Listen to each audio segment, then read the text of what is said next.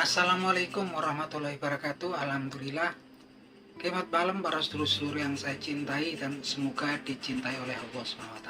Para sedulur, jadi di pertengahan tahun 2025 ini ada dua topik, ada dua kejadian yang memang jadi perhatian publik, jadi perhatian netizen, dan saya pikir seluruh masyarakat Indonesia ya nggak cuma diperhatikan, diperbincangkan, jadi topik perbincangan yang betul-betul lagi hangat diperbincangkan. Satu adalah kasus yang menimpa Pak Hasto Kristianto, ini Sekjen PDIP yang mendapat tuduhan dia melakukan penyuapan pada komisioner KPU ya teman-teman, terkait dengan Harun Masiku ya, Harun Masiku menyuap komisioner KPU, yang mana Pak Hasto ini dituduh terlibat ya ikut penyuapan, walaupun kemudian fakta-faktanya memang susah dibuktikan, tapi Pak Hasto ini kemudian dituntut 7 tahun kurungan ya, 7 tahun pidana, dan sampai sekarang belum diputus nih,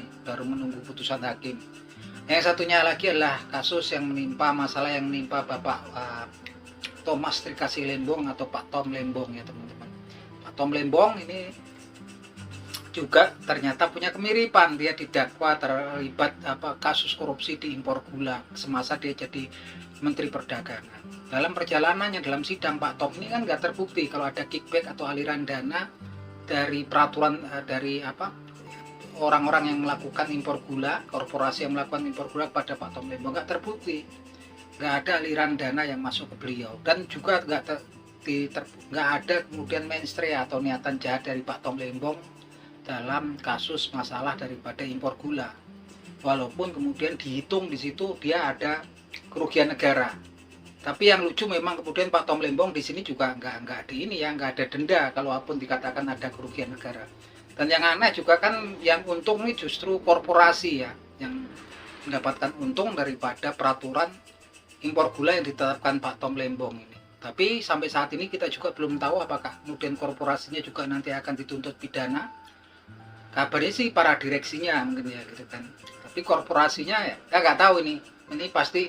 Yang jelas harapan ini Pak Tom Lembong juga divonis 4,5 tahun ya teman-teman. Tuntutannya sama teman-teman kayak tuntutannya Pak Hasto Kristianto. Pak Hasto tuntutannya 7 tahun, Pak Tom juga 7 tahun, Pak Tom 4,5 tahun. Kita lihat besok kalau Pak Hasto ini berapa kemudian keputusan hakim. Yang jelas ya kita prihatin kalau kasusnya Pak Tom Lembong ini ya teman-teman.